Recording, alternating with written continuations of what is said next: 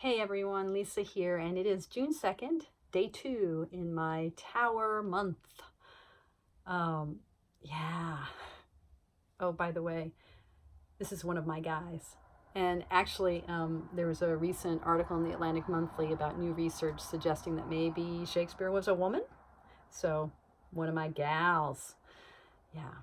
Anyway, the Tower. So I've been thinking over the past day, partly because I was trying to do some work pulling together stuff for a Dharma talk. I've been thinking about the appearance of the sacred.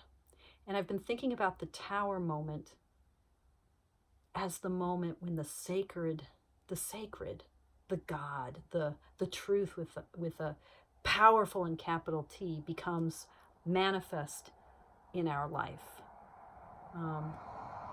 I think a lot of us have had moments like that, big and small, where it's just like we just feel our lives being totally reoriented instantaneously by whether it's a mystical encounter or an incredibly powerful ritual or ceremony that we're participating in.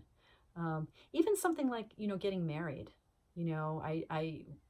I love weddings and I love being married. I think it's such a cool thing that we humans can do. It's so completely irrational, like to, exchange rings and say, I take you as mine and you take me as yours forever. I mean, it's crazy. It's crazy, right? I love it. I love vow. I love all of that. And I remember my husband and I got married twice. We had one sort of justice of the peace wedding and then one fancier, more religious wedding. The justice of the peace wedding was really my favorite of the two, the one that cost like $25.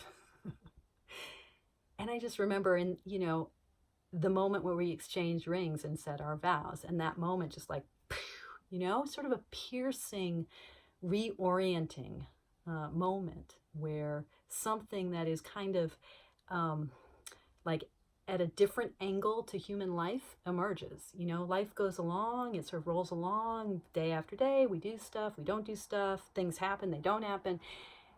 And then like something, a ceremony, a mystical experience, a powerful encounter with something really quite other than the everyday happens. And it's like the universe comes in at an unexpected angle and comes through that undifferentiated space of human life.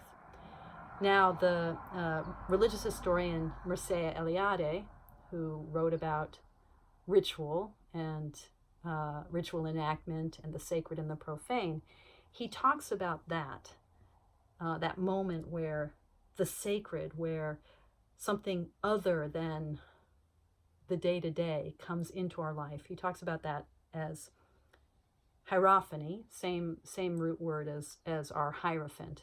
Hierophany means the appearance of the sacred. And he says, in the homogeneous and infinite expanse of our human lives, in which no point of reference is possible, and hence, I'm looking at my computer, and hence no orientation is established. The hierophany, the appearance of the sacred, that moment of otherness, of encounter, reveals an absolute fixed point, a center. I think that's really just a deeply powerful and true idea. Like our lives just unfold day after day, really. I mean, this is ordinary life, right? Stuff happens, stuff doesn't happen. And then there's a moment where we encounter something that is not part of the day-to-day. And that moment establishes, boom, like this vertical reorientation with something fixed. It becomes a point of reference. It's like, now I know where something is anchored here.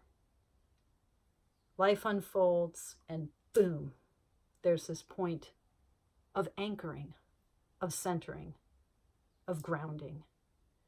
Now, Eliade's vision for this is that life is sort of undifferentiated, and then, the sacred comes in, boom, in this kind of singular and powerful way. I'd like to say that this is also what the Tower is depicting. This moment, or one of the things that the Tower may be depicting, this moment of the sacred completely cataclysmically interrupting our lives, bursting in.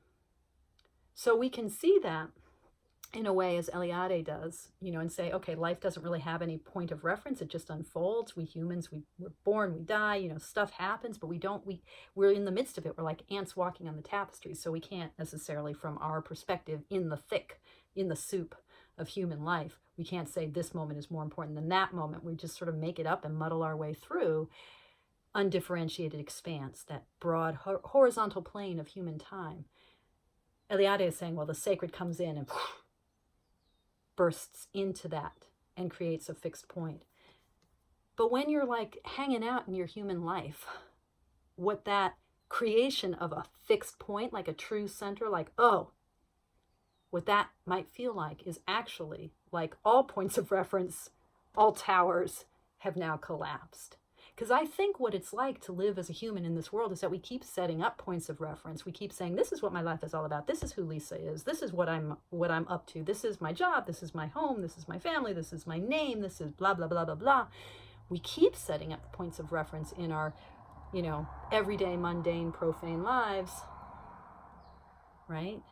But when the sacred comes a knocking, or when sacred might be a weird word for some of us, when truth, when an encounter with the otherness, the mystery, deity, when that comes a knocking, all of those points of reference are leveled, or rather they're revealed as no point of reference at all. So the tower, this is awakening. This is one image for what it might mean to meet divinity, the sacred, truth, with a capital T. All right. Yeah, June 2nd, that's what I got today. Oh, and one other thing. Gary, who is, he's in this community. He's a collector. He's a tarot expert. He's really very knowledgeable and interested in historical decks. Some of you may remember when he gifted Simon in the Hermit's Cave with the Rosenwald Tarot and the Budapest, those gorgeous little reproductions. Anyway, Gary really wanted a copy of the Aquarian Tarot with the Ouroboros lemniscate backing, one of the earliest versions of the Aquarian Tarot, the Palladini Tarot. And very sweetly, he complimented me on my eBaying skills. And it's like, I can get you one. So I helped him in a very small way. I helped him get a copy of a deck, which I gather is in beautiful shape. I'm so thrilled it worked out. Anyway, it was wonderful. It was wonderful to help him. I really did almost nothing. And generous guy that he is, he sent me back a little gift. And this is such a cool little, look at the backs, the sort of crackle backs, such a cool little Egyptian-inspired, German origin majors.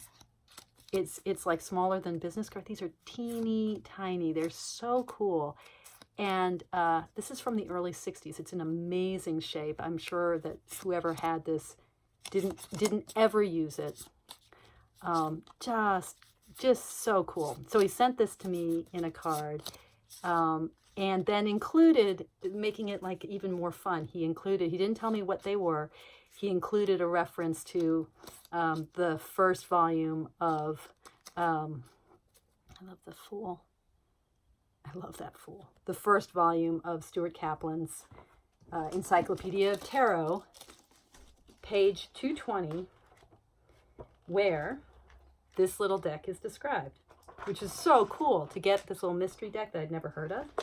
And here is the full-scale version. This is the mini version. It's the Schikowski Tarot. These 22 major arcana cards were printed in Berlin in 1949, which is totally fascinating to me. Like the German interest in the occult and in things Egypt in that Nazi period. Like I want to know, who is Schikowski? Why were these made? They were printed by a Mr. Schikowski, apparently to be given out as Christmas gifts. So he made the 22 Arcana. The full-length cards bear Egyptian features with Roman numerals. The same designs subsequently were issued in smaller size cards to accompany the book Tarot der Engeweihten, written in 1962 by Joachim Winkelmann. So these are the 1962, the mini deck. I love that this guy in 1949 printed out Egyptian tarot cards, Egyptian themed tarot cards for Christmas cards. 1949, Berlin. So weird. And that then they were reissued as part of a book. And now they're in my hot little hands. Anyway, Gary, if you're watching, I'm so grateful to you. You're way, way, way, way, way too generous. And it was so wonderful to be able to help in the small way I did. Okay. Thank you all so much for watching. As always, thank you for your practice. It enriches me every day, every time I come to you and know that there's this cool, unfolding, growing, energetic tarot community worldwide. It just, and Will likes it too. Or Wilhelmina, I may have to say. Okay, bye y'all.